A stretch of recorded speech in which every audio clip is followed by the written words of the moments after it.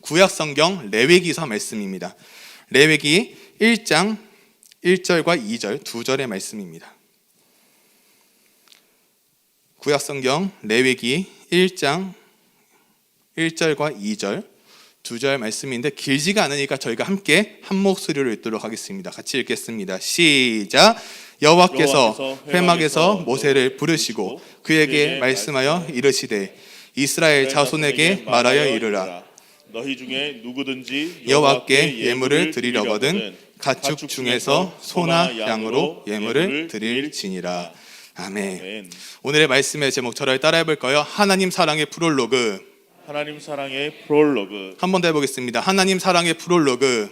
하나님 사랑의 프롤로그. 네, 3월 한 달간의 말씀은 큐티 말씀이 바로 레위기서로 시작이 됩니다. 3월 1일부터 시작이 되는데 아마 조금 힘들지 않으셨을까? 큐티를 하신 분들이라면 그런 생각을 좀 조심스럽게 하고 있습니다. 그래서 새 학기가 시작이 되고 이제 아이들이 학교를 가고 기쁜 나머지 나도 오늘부터 말씀으로 시작하겠다고 했지만 피는 순간 이제 위기를 맞이하는 순간이 레위기서가 아닐까라는 생각을 합니다. 근데 레위기서는 잘 보면 재밌어요 라고 말하는 사역자들이 꼭 혼자 있더라고요. 저같이. 네, 저 혼자 늘 재밌는 것 같아요. 그래서 저도 위기에 늘 있었죠. 이 레위기를 볼 때마다 창세기부터 출애굽기까지 잘 왔어요. 왔고 계속 막 출애굽 한다고 해서 막 했는데 또 위기를 봉착하고 창세기, 출애굽기, 레위 그다음 뭐죠? 민수기죠. 갑자기 인구 조사를 막 하기 시작해요. 끝나지 않는 이 구약의 말씀 어떻게 되는가? 그러더니 이제 역대상 넘어가고 뭐 열왕기상 나오고 하면서 어려움을 극복할 수도 있는데 겪을 수 있는데 이것을 우리는 극복한다 그런 것이 아니라 이 말씀이 주시는 분명한 의미가 모든 사람들에게 다 있다는 것입니다. 오늘의 전체적인 설교를 보면은 프롤로그란 단어가 어떤 뜻일까요? 뭐 다 알고 계시는 단어겠지만 뭐 이제 음악, 뭐 이야기, 영화의 도입부입니다. 도입부, 시작이죠. 근데 그 시작을 저는 하나님의 사랑으로 뽑았어요. 레위기서는 잘 보면은 하나님의 사랑이 듬뿍 담겨있는 말씀 중에 하나입니다. 그 말씀을 어떻게 말씀하고 계시냐? 그냥 너 사랑한다 그게 아니라 규칙을 통해서 레위기서 1장 번제부터 나오죠. 번제부터 어떻게 예배를 제사를 드릴 것인가 하는 규칙을 분명하게 언급을 하고 있습니다. 저희 아파트에 보니까 최근에 이런 그 안내문이 하나 붙었어요. 이중주차 사고 예방 안내라는 게 붙었어요. 저희 아파트 주차장도 아무래도 주차 자리가 대부분 요즘 아파트들이 다 그렇지만 주차 자리가 없잖아요. 그래서 이중주차를 이제 허용을 하겠다라는 건데 허용을 하다 보니까 문제점이 뭐냐? 파킹을 걸어놓고 가시는 분들이 계시는 거예요. 근데 새벽에 들어오셔도 파킹을 걸어놓고 아침에 일찍 출근하시는 분들이 있는데 그분들이 차를 못 빼는, 그래서 택시를 타고 가거나 그런 게 있다 보니까 뭐라 써있냐? 주차 공간이 다소 부족하여 부득이 늦은 시간대에 이중주차를 하시는 경우 아래와 같은 주의사항을 안내드리니 주민들을 배려하는 마음으로 반드시 주의사항을 지켜주시기 바랍니다. 그래서 아래에서 6가지가 나오는데 이 6가지를 봐도 특별한 규칙이 없어요. 왜? 다 아는 내용이니까. 일찍 이른 시간에 차를 빼주시기 바랍니다. 뭐 이런 거죠. 그래서 어떤 게 있냐면 6개 중에 통화 가능한 연락처를 남겨주세요. 기어를 반드시 중립을 해주세요. 그리고 연락을 받아주세요. 이렇게 써 있어요. 우리 너무나도 당연한 거잖아요. 당연한 건데 그러다 보니까 차를 못 빼서 뒤에가 비어 있으면 뒤로 이렇게 타고 넘어가지고 나가시는 분들도 계셨고 택시를 타고 가시는 분도 계세요. 그래서 이게 뭐라 써 있냐면 출근 시간에 출차가 늦어져 지각 및 택시로 출근한다는 민원이 많습니다. 그리고 6번째, 차량을 밀 수 있는 여유 공간을 남겨두고 주차해 주세요. 너무 바짝 주차를 하니까 사고가 나는 위험도 있다는 거예요. 근데 이 규칙을 이 안내문을 붙여놓을 때 몰라서 붙여놓을까요? 알아요. 우린 다 알아요. 이중주차를 할 때 어떻게 해야 되는지, 파킹을 걸면 안 되는 거, N으로 닿아야 되는 거 다 아는데 많은 사람들이 그냥 괜찮겠지라는 생각을 할 때가 있다는 거예요. 제가 토요일 날은 이제 늦게 퇴근을 할 때는 주일 날 아침 한 7시 앉아서 나와요. 집에서 나오다 보니까 그때는 정말 차가 만차가 돼 있어요. 한 10시 넘어서 들어가면 그때도 만차가 되어 있고 아침에 나올 때도 만차가 되어 있어서 이중주차를 하거든요. 할 수밖에 없어서 하는데 그래도 저는 중립 걸어놓고 연락처 다 남겨놔도 제 차를 아무도 믿는 사람이 없어요. 그 새벽에 나간 사람이 거의 없거든요. 뭐 교회 다니는 사람들도 그 뒤로 나가겠죠. 그래서 그때 타고 오는데 한편으로 생각해 보니까 나는 이중주차를 해서 편하지만 내 차를 믿는 사람 그리고 그 차를 나가기 위해서 수고하는 사람들의 수고와 노력들도 있겠구나.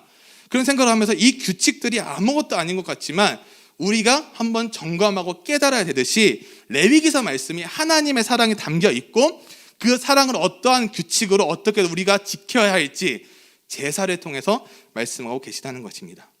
그래서 레위기서를 잘 이해하다 보면요, 예배에 대한 부분도 정립이 돼요. 예배가 이런 거구나. 예배가 이런 거구나. 또 하나, 레위기서는 결국 어디까지 연결되냐? 신약 말씀까지, 신약 성경까지 연결이 됩니다. 그래서 신약에 나오는 예수 그리스도의 죽으심과 속죄, 속한 죄가 무엇인지를 바로 이해할 수 있고, 마지막 신약을 이해한다는 것은 무엇을 말하냐? 복음이 무엇인가까지도 연결이 됩니다. 도대체 우리가 복음이 무엇이냐? 그러다 보니까 레위기서가 그냥 여러 제사에서 나오는 것 중에 하나가 아니라 이 여러 제사들 규칙들을 잘 지켜나가면서 신약에서 그리스도를 통해 완성된 제사의 의미가 무엇일까라는 것까지도 연결이 된다는 것입니다. 그래서 오늘 말씀은 뭐 번제나 여러 가지 부분을 설명할 수 있겠지만 좀 레위기의 여러분에게 서론을 좀 설명해 드리고 싶은 마음이 있었습니다. 그래서 레위기서의 목적을 좀 살펴보려고 하는데요, 자막이 준비가 되어 있습니다. 레위기서 목적을 제가 읽어드리면, 하나님은 그분의 백성을 애굽에서 건져내시고 얼마 지나지 않아, 출애굽기 말씀이죠. 출애굽까지 거기까지 딱 상황이에요. 그리고 나서 얼마 되지 않아 이스라엘을 위한 수많은 말씀이 안 보이네요. 명령을 모세에게 주셨어요. 이제 모세에게 주시는데, 여기에는 그들이 어떻게 하나님과 사귐을 통해 어떻게 예배를 올려드릴 것이냐, 그분의 임재로 나아갈 수 있는지에 많은 세부 사항이 들어가 있어요. 왜냐? 출애굽기까지 말씀을 보면은 그렇게 상세하게 규칙을 설명해 두지 않으세요. 여러분, 창세기를 한번 볼까요?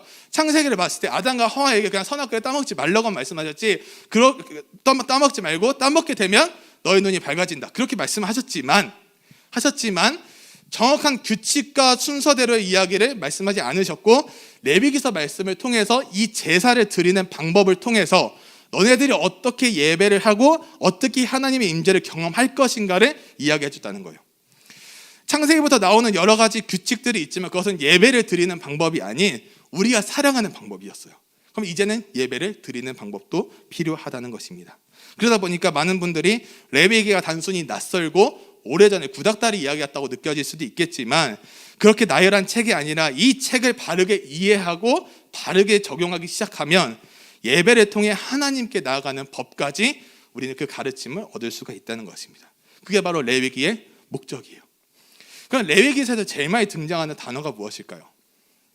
레위기에서 제사일까요? 아니요, 딱 하나입니다. 거룩입니다. 거룩이 총 몇 번 등장하냐면 90번 사용이 됩니다. 굉장히 많이 사용이 됩니다. 이 거룩하다라는 것을 보면은 어떤 의미가 있냐? 거룩은 성도가 불신자와 구별되는 분명한 덕입니다. 그래서 우리의 생활 속에서 표출되어야 하는 성도만의 향기예요. 향기가 뭐죠? 냄새를 풍기는 거잖아요.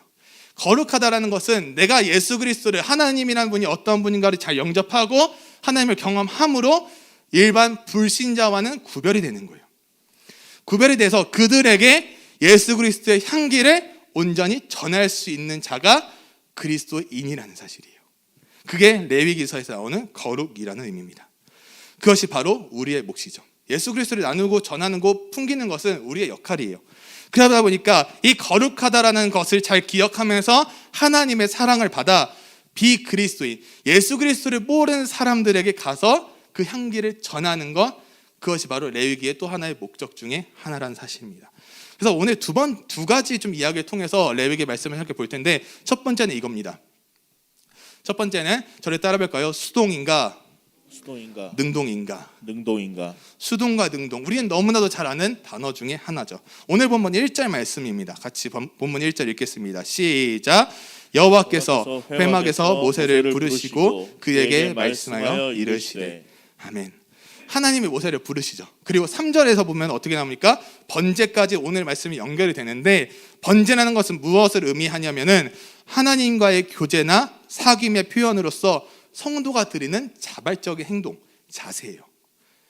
하나님과의 교제, 사귐의 표현, 그것이 제사, 번제의 의미인데, 그것을 그냥 표현만 해주시는 것이 아니라 표현을 해줬다, 하나님께 해주셨으면 우리의 역할은 뭐죠? 자발적으로 드리는 것이 중요해요. 수동인가 능동인가? 능동이죠. 수동, 너 해, 내 해서 억지로 하는 게 아니라 하나님께서 이러한 규칙을 주시고 사랑을 주시고 이러한 표현을 주셨을 때 내 마음에 감동이 오니까 우리는 행동을 하는 거예요. 아이들이 공부를 해요. 자발적으로, 능동적으로 합니까? 수동적으로 합니까? 네, 그렇습니다. 뭐 아무튼 수동하는 친구가 있고 능동적으로 하는 친구가 있을 거예요.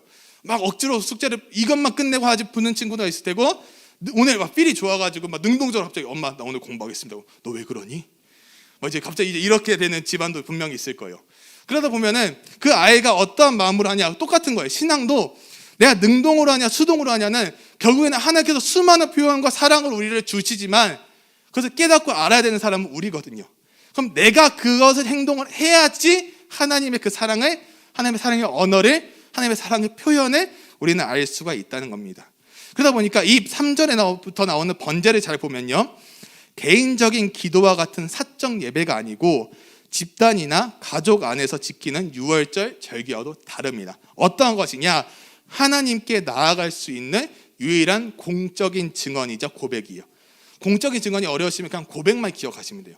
이 고백한다는 거예요. 하나님께 드리는 고백이에요. 그냥 내가 알아서 신앙생활 할게요, 하나님 걱정하지 마세요가 아니라 내가 예배를 통해 온라인이든 오프라인이든 어디서든 내가 하나님께 집중해서 드리겠습니다라는 고백이 나와야 되는 것이 시작, 제사의 시작이라는 거예요. 즉 예배의 시작이죠. 오늘 보면 3절 말씀입니다. 제가 읽도록 하겠습니다. 그 예물이 소의 번제이면 흠없는 수컷으로 회막문에서 여호와 앞에 기쁘게 받으시도록 드릴지니라. 아멘. 이 3절에 보니까 하나님과의 교제 안에서 이루어지는 예배 행위입니다. 하나님 안에서요. 내가 나를 통해서 이루어지는 것이 아니라 하나님 안에서 이루어지는 예배라는 거예요. 하나님 기뻐 받으시는 예배와 받으시지 않으시는 예배가 분명히 존재한다는 거예요. 그냥 예배 잘 드렸습니다 가는 것이 아니라 내가 예배를 잘 드릴 때 어떻게 드리냐가 중요한데, 하나님의 거룩한 임재가 하나님의 성소, 하나님의 지성소 안으로 들어갈 때 죄인이 들어가기 위해서는 필요한 게 무엇이냐? 바로 피의 제사예요. 피의 의미는 조금 더 뒤에서 나오지만 피의 제사를 통해서 딱 한 가지 단어로 여러분 기억했으면 좋겠습니다. 조금 어려운 단어일 수 있는데 대속적 속죄라는 단어가 있습니다. 레위기서가 말씀이 좀 어렵죠. 그래서 저도 오늘 말씀 좀 어렵게 준비했어요. 그래서 같이 어렵게 이해하고 같이 어렵게 깨닫고 좀 돌아가면 좋을 것 같은데, 그래서 대속적 속죄입니다. 목사님이 안 계셨기 때문에 첫 시작을 어렵게 좀 시작해 보려고 하는데, 그래서 대속적 속죄가 무엇이냐? 구약성경 뒤에 보면 이사야서 말씀이 있어요. 이사야서 53장에 보면은 메시아의 죽음이 나오죠. 그러니까 이미 구약에서부터 신약과 연결되는 많은 부분들이 있어요. 그 대속적 속죄가 무엇이냐? 대리적, 즉 대신하여 죄를 짊어지시고 죽으신다는 의미 있는데, 그 죽으심은 누가 당하셨습니까? 예수님이 당하셨어요. 우리가 당한 게 아니라 예수님이 우리를 대신하여서 당하신 것. 그러다 보니까 단순히 레위기가 단순한 규칙 그런 것만을 언급하는 것처럼 보이지만 결국 예수 그리스도가 연결이 되고, 결국 대속적 속죄가 무엇이냐? 결국 우리를 위해 십자가에 못 박혀 죽으신 예수 그리스도를 의미한다는 거예요. 제사가 나오는데 그냥 제사 하나님 앞에 잘 드려야지가 아니라 이 제사를 통해 예수 그리스도를 알고 예수 그리스도를 알므로 피의 제사가 무엇인지를 알고, 그러면서 하나님께서 나를 향한 사랑의 표현이 무엇인가까지도 다 연결이 된다는 거예요. 예배 안에는 수만 가지의 표현들이 언급이 돼요. 근데 우리는 단순히 예배하면 신앙 고백, 맞아요, 신앙 고백이 맞죠. 근데 이 신앙을 어떻게 내가 고백을 할 것이냐, 어떻게 나아갈 것이냐, 이것을 하나님께서 규칙을 통해서, 말씀을 통해서 보여주신다는 거예요. 그러면 이 대속적 속죄를 통해서 어떠한 효과가 있을까요? 그것이 중요하겠죠. 어떠한 효과가 우리에게 있냐? 딱 하나입니다. 죄를 범한 자가 하나님과의 관계를 회복합니다. 나를 위해 대신 예수님께 십자가 못 박혀 죽으셨죠? 그러면서 우리의 죄는 사여지죠. 사여지기 때문에 어떻게 되냐?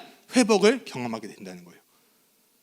내가 회복하게 되려면 하나님의 사랑을 알아야 되고, 두 번째가 바로 예수 그리스도를 알아야죠. 아는 것이 중요하고 내가 깨닫는 것도 중요하고, 마지막으로 중요한 것이 그것을 삶으로 드러내면서 처음에 말했던 예수 그리스도의 향기를 전하는 거예요. 그것이 가장 중요하다는 것입니다. 오늘 여기서 보면 1절 말씀에서 여호와께서 회막에서 모세를 부르시죠. 왜 회막에서 모세를 부르셨냐?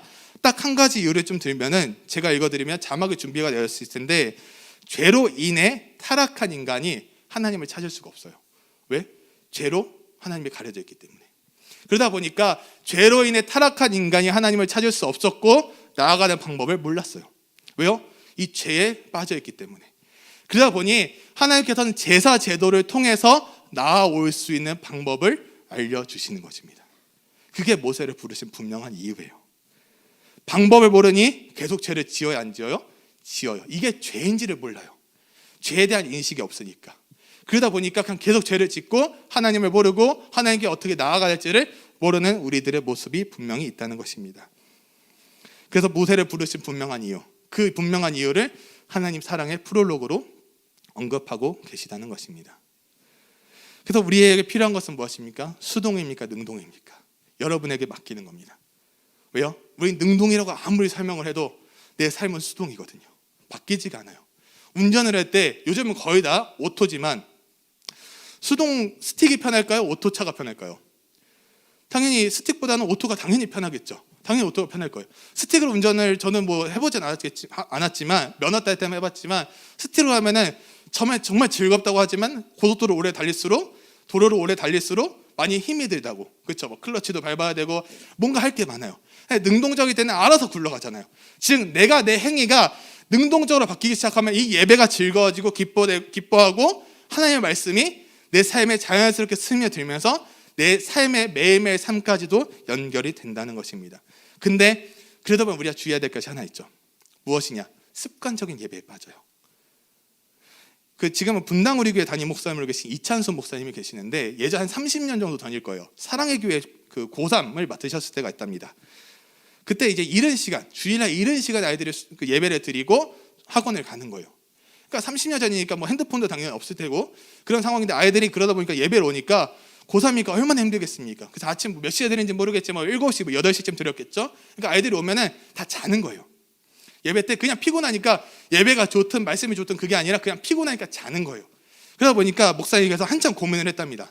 어떻게 해야 될까? 예배 시간을 바꿀 수는 없고 어떻게 해야 될까? 고민하다가 이 방법을 썼답니다. 우리 주기도문함으로 예배를 시작하겠습니다. 하늘에 계신 우리 아버지. 그러니까 애들이 갑자기 화들짝 놀라는 거예요. 왜요? 사도신경함으로 우리의 신앙을 고백하겠습니다. 전능하사 하면서 자야 되는데 갑자기 하늘에 계신 나오니까 애들이 깨는 거예요, 잠이. 그래서 목사님이 그 방법을 딱 생각하면서 오케이, 예배 순서를 바꿔보자. 그래서 오늘은 첫 번째는 주기도문으로 시작을 했어요. 그러니까 아이들이 놀라는 거예요. 갑자기 그 다음 주는 갑자기 설교부터 시작을 하는 거예요. 그 다음 주는 갑자기 찬양부터 시작하고 사도신경을 하고 그러니까 예배 순서를 바꾼 거죠. 그러니까 예배 순서는 마치 정해져 있는 것처럼 보이지만 이 정해진 건 누가 정했을까요? 우리가 정한 거라죠.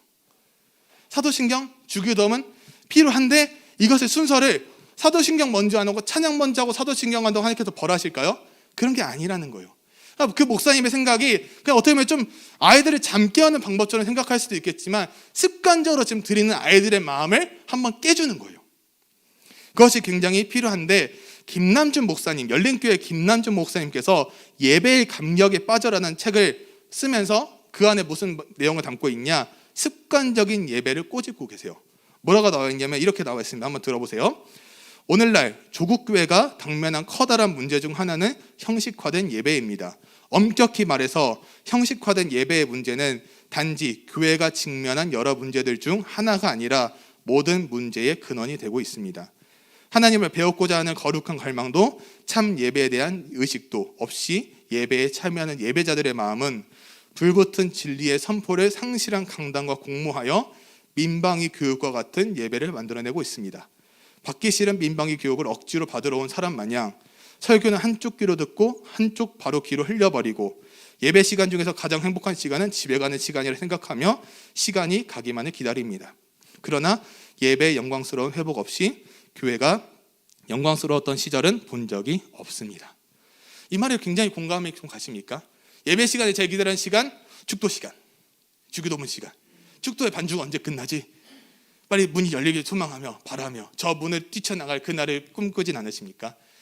많은 사람들이 이 습관적인 예배에 빠져 있다 보니 예배가 그냥 자연스러운 흐름에 흘러가지만 이 제사도 마찬가지예요. 규칙을 정해주셨지만 이 규칙만을 생각한다는 거예요. 규칙만 생각하다 보니 이것에 누구께 드리는가? 하나님께 드려야 되는데 그건 잠깐 생략하고 이 드리는 거, 규칙을 지키는 거에만 우리는 목숨을 걸고 있다는 거예요. 예배를 드리다 보면 예배에만 집중을 하다 보니 예배의 주인이 누구시죠?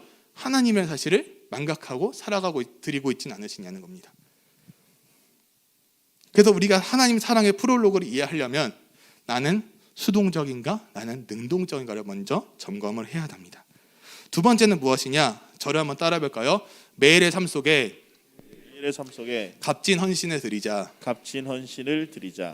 이제 자발적으로 수동이 아닌 능동적으로 내가 살기를 원했다고 서원을 하면 그 다음에 할 일은 무엇이냐? 이 예배 시간만이 아닌 매일의 삶 속에 값진 헌신을 드려야 되죠. 그것이 무엇인지는 좀 말씀을 통해서 볼 텐데 오늘 본문 2절 말씀입니다. 오늘 본문 2절 같이 한 목소리를 읽도록 하겠습니다. 시작.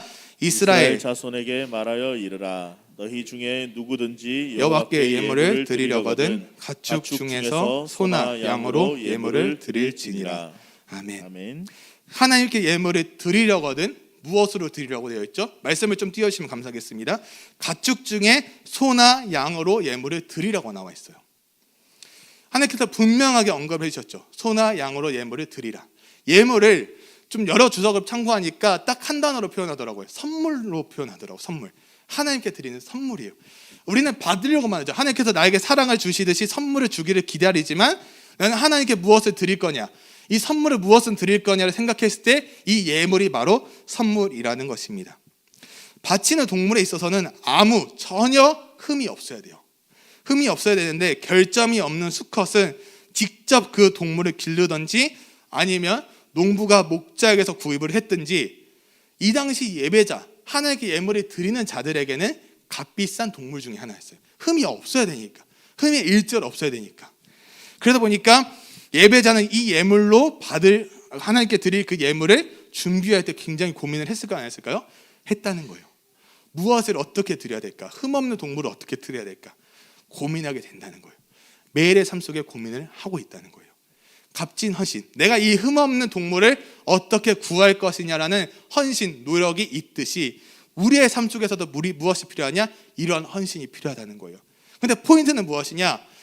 하나님이 주인이니까 똑같아요. 하나님께 포인트를 맞춰서 흠없는 동물을 찾아야 되는데 하나님보다는 이 흠없는 거에만 집중을 하면서 다른 걸 다 놓쳐버리는 거예요. 예배도 마찬가지예요. 매일매일 삶 속에서 말씀 열심히 큐티하고 기도하고 찬양 듣고 하는데 결정적인 순간에 하나님이 없어요. 결정적인 그 순간에 하나님이 있어야 되는데 결정적인 그 순간에 하나님이 없을 때가 많다는 겁니다. 로마서 12장 1절과 2절 말씀인데 제가 1절, 여러분들이 2절 읽도록 하겠습니다. 제가 먼저 1절이요. 그러므로 형제들아 내가 하나님의 모든 자비하심으로 너희를 권하노니 너희 몸을 하나님이 기뻐하시는 거룩한 산 제물로 드리라. 이는 너희가 드릴 영적 예배니라. 2절이요. 같이 읽겠습니다. 너희는 이 세대를 본받지 말고 오직 마음을 새롭게 함으로 변화를 받아 하나님의 선하시고 기뻐하시고 온전하신 뜻이 무엇인지 분별하도록 하라. 아멘. 예배하면 당연히 떠오르는 구절 중에 하나가 바로 로마서 12장 1절과 2절 말씀인데 여기서 우리의 할 일은 무엇이냐를 분명히 언급하고 있죠. 이러한 규칙, 1절과 2절 말씀을 통해서 나오는 규칙을 잘 따르고 예배의 모범을 통해 하나님이 선하시고 기뻐하시는 온전하신 그 뜻을 어떻게 하라고요? 구별할 수 있어야 된다는 거예요. 그게 가장 포인트입니다. 레위기서 오늘 말씀과 연결이 되는 것이 무엇이냐? 무엇을 우리는 구별하고 분별할 것인가? 창세기 말씀을 보면은 가인과 아벨의 제사가 나오죠. 너무나도 당연히 잘 아는 말씀입니다. 누구의 제사를 받으시고 누구의 제사를 받지 않으셨죠? 그죠? 아벨의 제사를 받으셨어요. 오늘 히브리서 11장 4절 말씀을 보니까 제가 읽겠습니다. 믿음으로 아벨은 가인보다 더 나은 제사를 하나님께 드림으로 의로운 자라 하시는 증거를 얻었으니 하나님이 그 예물에 대하여 증언하심이라. 그가 죽었으나 그 믿음으로써 지금도 말하느니라. 무슨 말일까요? 단순히 우리가 신앙만 잘 지켜야지라고 말하는 것이 아니라 우리에게 필요한 조건은 무엇이냐? 하나님의 뜻에 부합한 객관적인 방법으로 예배를 나아가야 된다는 거예요. 단순히 내가 내 신앙 잘 지키면 돼요. 잘 지키면 하나님께서 기뻐 받으실 거라는 내 착각 속에 빠져 살아가는 것이 아니라 중요한 것은 하나님께서 보여준 그 규칙을 말미암아 잘 분별할 수 있어야 되고 잘 구별할 수 있어야 되죠. 그것이 우리에게 필요한 제사의 방법 중에 하나라는 것입니다. 하나님께서 요구하시는 그대로를 나를 바치는 거예요. 아브라함이 이삭을 하나님께 바칠 때 정말 오랫동안 기다렸던 그 순간 하나님께서는 바치라고 하시죠. 왜요? 하나님이 우리 삶의 주인임을 너의 입술로 고백하라는 거예요. 우리의 입술로 먼저 고백하는 것이 굉장히 중요하다는 것입니다. 매일의 삶 속에 이러한 값진 헌신, 내가 예배를 어떻게 드릴까? 예배의 주인 하나님이라는 그 사실을 기억하며 드리는 것이 레위기서의 말씀인데 우리가 기억해야 될 마지막 하나가 딱 하나 있습니다. 무엇이냐면은 하나님께 나아간다는 것은 무엇으로만 가능하냐? 하나님의 은혜로만 가능해요. 아멘이십니까? 우리의 은혜가 아니라 하나님의 사랑의 언어로 우리를 말씀해 주셨을 때 그 은혜가 우리 안에 들어오면 자연스럽게 그 은혜대로 살아가게 된다는 거예요. 우리는 그 은혜를 때로는 잊고, 때로는 기억하고, 때로는 잊고, 때로는 기억하고, 그렇게 퐁당퐁당하면서 살아갈 때가 있지 않으십니까? 내가 이렇게 노력을 했고 헌신을 했기 때문에 하나님을 받아주시겠지가 아니라 우리는 하나님께서 약속하신 특별한 규칙, 특별한 방법 하나만, 그 은혜만으로도 나아갈 수 있어야 된다는 거예요. 매일매일 은혜가 넘치고 해야 되는데 우리는 하나님을 때로는 오해할 때가 있죠. 난 이렇게 하길 원하고 이렇게 하길 바라는데 왜 하나님께서 날 이렇게 이 방법대로 그 길을 열어주시지 않으실까? 왜 내가 생각한 건 이건데 하나님이 생각하신 건 왜 다를까? 하나님 싫어요 하면 별로예요. 이렇게 생각할 수 있다는 거예요. 그러면서 하나님과의 잠깐 거리를 두는 경우가 있다는 거예요. 근데 기억해야 될 것은 무엇이냐? 우리의 삶 속에서 매일매일 값진 헌신은 자발적으로 내가 하나님께 드리는 예배를 통해 매일의 삶 속의 은혜를 경험하면 그 은혜는 예배의 향기죠. 온전히 내 주변 사람들에게 흘러간다는 거예요.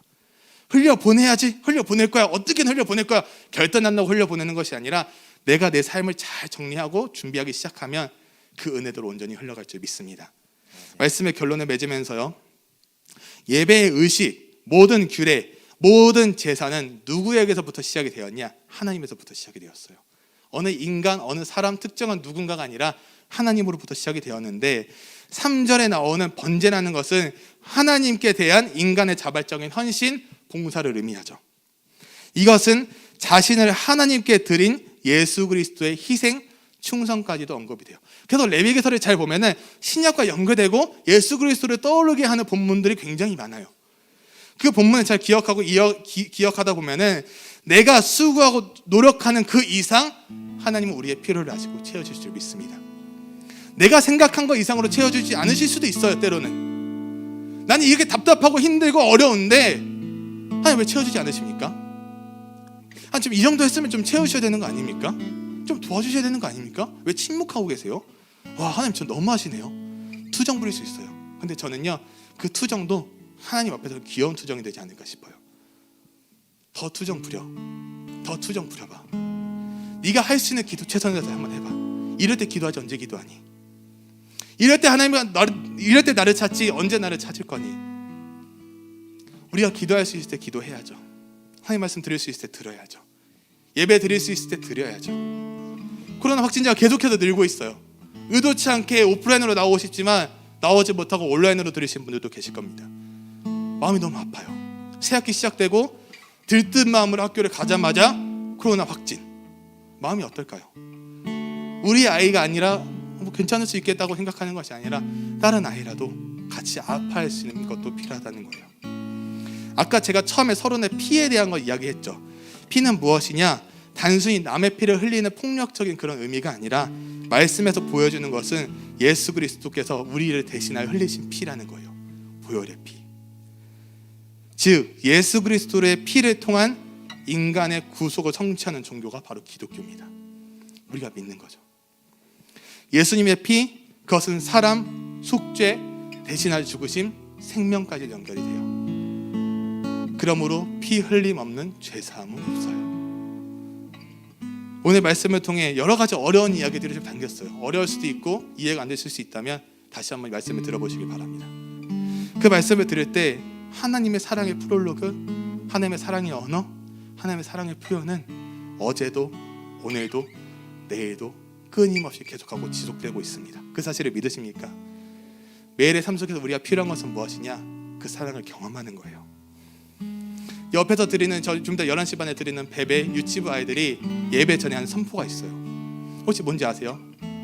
예배의 주인은 하나님, 애들이 외쳐요. 그리고 찬양할 수 있어요, 외쳐요. 기도할 수 있어요, 외쳐요. 그리고 맨 마지막에 무엇을 말하냐? 집중할 수 있어요 하고 나는 누구? 예배자. 나는 누구? 이승수가 아니라 나는 누구? 예배자. 하나님을 예배하는 예배자예요. 어른들도 그런 선포가 좀 필요하지 않을까요? 브이틴실에서는 25분 되면 같이 찬양하고 기도해요. 아이들이 오고 있어요. 와도 딱 찬양하고 기도해요. 저 혼자 기타 치면서 기도해요. 왜냐? 그때에서 갑자기 아이들 은혜를 받아서 눈물 흘려라 그런 게 아니라 아이들의 마음을 정리하고 정돈하고 30분의 예배를 들어가는 거예요. 25분부터 예배는 시작이 된다는 거예요. 이 아이들, 유치부와 베베 아이들, 이 선포를 할 때 아이들이 크게 할 거예요. 잘 모를 거예요. 하나님이 누군지 잘 모르겠죠. 근데 이 선포를 함으로써 이 아이들은 하나님의 사랑의 언어, 사랑의 표현을 경험하고 있다는 거예요. 근데 우리는 어른이란 이유로, 우리는 여러 가지 바쁘다는 이유로 이러한 고백을 잠깐 스킵하고 나아가고 있지 않으십니까? 예배의 주인은 하나님이세요. 어느 특정한 누군가가 받으시는 것이 아니라 예배의 한 주인은 딱 한 분, 그 하나님을 우리 함께 찬양해야 됩니다. 찬양해야 되고 기억해야 되고 매일매일 삶 속에서 값진 헌신으로 하나님께 올려드려야 됩니다. 그럴 수 있겠습니까? 아멘. 아멘이십니까? 아멘. 우리 함께 좀 자리에서 일어나서 찬양할 텐데 오늘 함께 좀 부를 찬양은 오랜만에 부르는 찬양이 아닐까 싶어요. 주 앞에 나와 온전케 되리라는 찬양인데 찬양의 가사를 보니까 주 앞에 나와 제사를 드리네, 마음 열어 내 삶을 드리네, 주를 봅니다 끝없는 사랑 날 회복시키네. 주를 봅니다 끝없는 사랑 우리를 회복시켜 주신다는 거예요. 그 회복을 경험하며 하나님의 사랑을 경험하며 찬양하는 우리 모두가 되길 소망하며 함께 믿음으로 선포하며 나아가겠습니다.